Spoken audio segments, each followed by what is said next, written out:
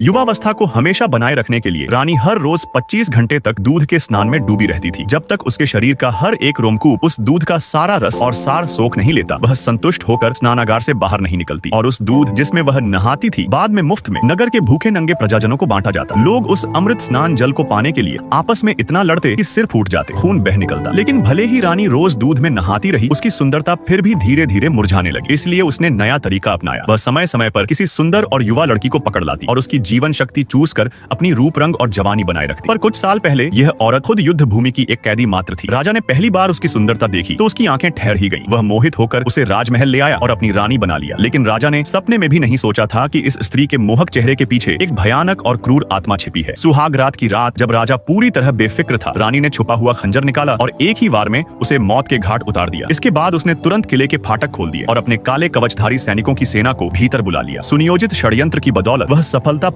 महल की मालिक बन बैठी और कई हजार वर्षों तक यहाँ राज करती रही। लेकिन रानी को जरा भी अंदाजा नहीं था कि उसकी यह सत्ता, उसकी यह अमरता बहुत जल्द ही एक और युवती उससे छीन लेने वाली है।